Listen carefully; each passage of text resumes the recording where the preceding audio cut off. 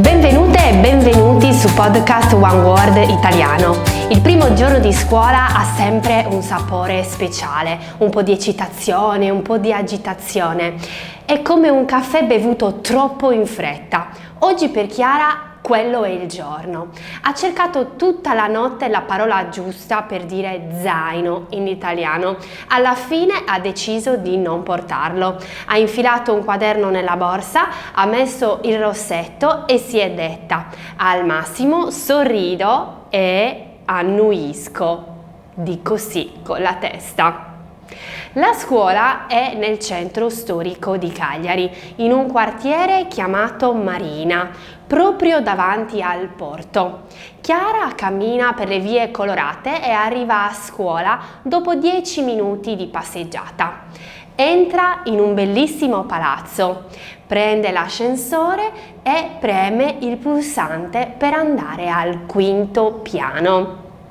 La scuola è in una posizione fantastica, si trova infatti al quinto piano di una palazzina storica proprio davanti al porto della città, da cui si vedono arrivare tutte le navi e le barche. Nella sala d'attesa ci sono altri studenti, tutti stranieri, tutti un po' smarriti. Un ragazzo giapponese legge un dizionario grande quanto il monolocale dove vive Chiara. Una signora francese con un cappello grandissimo e una pelle bianca legge sulla bacheca le attività proposte dalla scuola per la settimana. E poi c'è una coppia tedesca che parla in inglese con un signore americano, insomma, persone da tutto il mondo. Poi arriva Sara, l'insegnante, capelli ricci, sorriso solare, una voce dolce. Buongiorno e benvenuti a tutti, dice. Chiara sorride e risponde: buongiorno. È la prima parola che pronuncia in italiano e già le batte forte il cuore. La lezione comincia piano piano, i nomi, le provenienze, le solite cose. Ma poi Sara fa una domanda. Perché siete qui? Perché volete imparare l'italiano? Silenzio. Poi voci timide. Perché amo l'Italia, per il lavoro, per l'arte.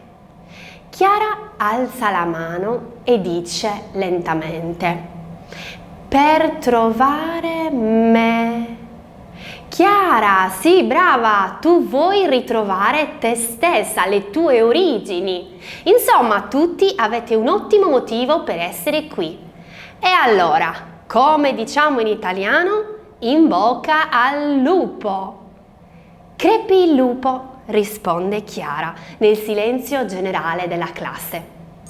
Questa è un'espressione tipica italiana che Chiara ha sentito tante volte da sua madre. Per esempio, quando parlava con un'amica che doveva sostenere un esame importante all'università o per lavoro, diceva sempre questa frase, in bocca al lupo, che significa buona fortuna. E la risposta giusta è sempre crepi il lupo. Insomma, tutte le volte in cui si deve augurare la buona fortuna a qualcuno possiamo usare questa frase.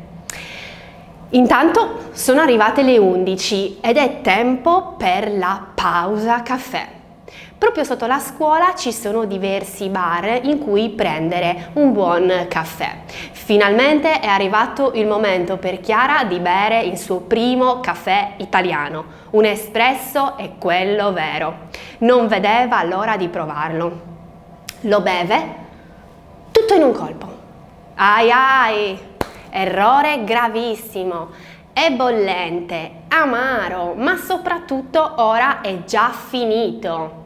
Passa 5 minuti con gli occhi spalancati e la bocca in fiamme. Ma com'è possibile che il caffè in Italia duri 10 secondi? Seconda lezione. Il caffè italiano non si beve, si gusta. Oggi Chiara ha imparato alcune frasi fondamentali. quelle che aprono ogni conversazione, quelle che servono per presentarsi, per farsi conoscere, per cominciare a stare nel mondo. Ecco alcune delle espressioni chiave. Mi chiamo Chiara, il modo più semplice per dire il tuo nome. Sono di New York, per dire la tua città. Abito a Cagliari, dove vivi ora. Parlo poco italiano. Frase utile e sempre vera. Studio italiano perché... puntini puntini. Una frase che racconta un sogno. E anche parole come insegnante, chi ti aiuta a imparare.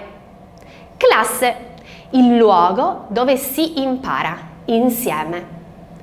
Compagno di classe, chi condivide questo viaggio con te. Domanda, perché ogni lezione inizia con una curiosità. Risposta, perché imparare è anche provare a dire la propria risposta. Un'altra parola che Chiara ha amato, pausa, una parola dolce, come dire respira, ci sei. Chiara torna a casa a piedi la sera. Il sole colora le facciate dei palazzi. Ha i piedi un po' stanchi, ma un sorriso che non va via. Si siede sul balcone, il quaderno rosso è sempre lì ad aspettarla. Lo apre e scrive. La lingua si impara con la bocca, ma anche con il cuore. E poi sotto aggiunge, e mai con lo stomaco vuoto. Oggi Chiara ha parlato, poco, ma con coraggio.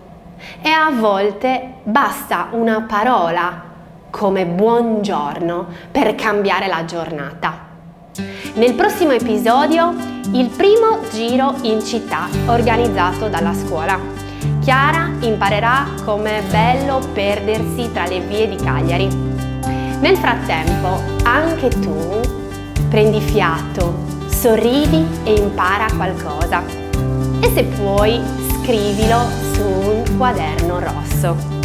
A presto, un caro saluto da Carla.